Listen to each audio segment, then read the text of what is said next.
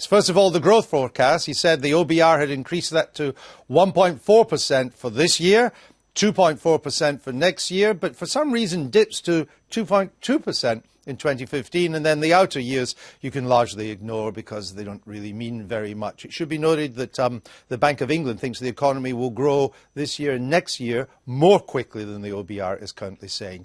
Because growth is now stronger, the Chancellor doesn't have to borrow so much, so he's reduced the borrowing forecast. This year he's taken about 9 billion off. It goes down to 111 billion. Then it falls to 96 billion in the next fiscal year, down to 79, down to 51. By 2017-18, it goes to 23. And after that, the Chancellor gave us the possibility that we might actually move into surplus. But these are the out years. They're always revised. I wouldn't put too much faith in them. And as I said, the OBR expects a small surplus by 2018-19. But debt continues to rise for the foreseeable future because we are still borrowing. National debt goes up to 80% of our national wealth by 2015-16. Unemployment, though, the OBR now saying will fall quite strongly, falling to 7% in 2015 and down to 5.6% by 2018. Again, it should be pointed out, independent forecasters believe unemployment will fall more quickly, which is significant not just for the unemployed, but it means that interest rates may then have to rise if the governor of the bank sticks to his forward guidance, 7% being a key figure for interest rates perhaps going up. It was confirmed that the Chancellor is scrapping the planned 2p fuel duty increase. That's going. And he also said that rail fares will rise only in line with inflation in January 2014. Clearly, cost of living, living standards issues ranking high with the government at the moment. It wasn't so long ago rail fares were set to double the rate of inflation. And again, something well trailed, a £50 average saving on energy dual fuel bills by changing the way green levies are levied. The Chancellor also announced that there was to be a rise in the state pension. It will go up in April by £2.95 a week. But the pension age will rise when you retire to 68 in the mid-2030s. He wouldn't give an exact date. And then 69 in the late 2040s. And then he announced that a welfare cap, a cap on the total amount of money spent on welfare, would be introduced next year.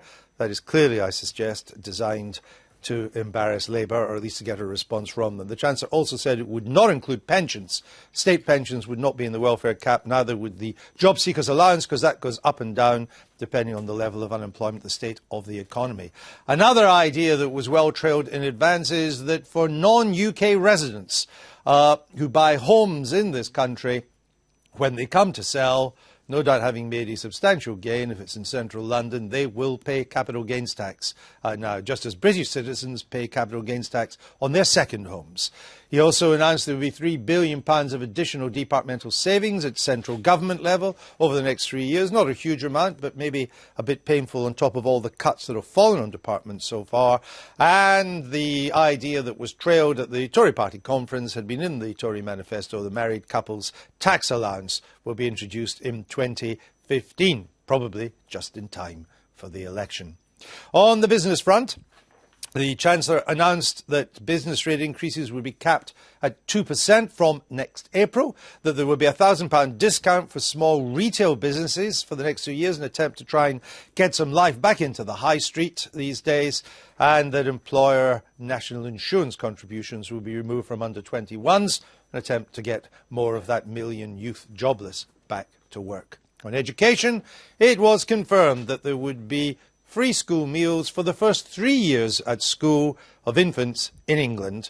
They also announced there would be an extra 30,000 student places from next year at British universities, and that the cap on student numbers which currently exists would be abolished from 2015. It will then be up to the universities to determine how many students they're going to take. Infrastructure, widely announced yesterday, £1 billion in loans to unblock large housing developments. He wants to get more housing going. There's to be a new tax allowance for investment in shale gas, though many in the shale gas industry say it's the planning is the problem rather than the need for tax allowances. And he confirmed there would be a new nuclear power station planned for Anglesey, probably on broadly the same terms of guaranteed price and help with the borrowing to pay for it that EDF recently got for the new one planned in Hinckley.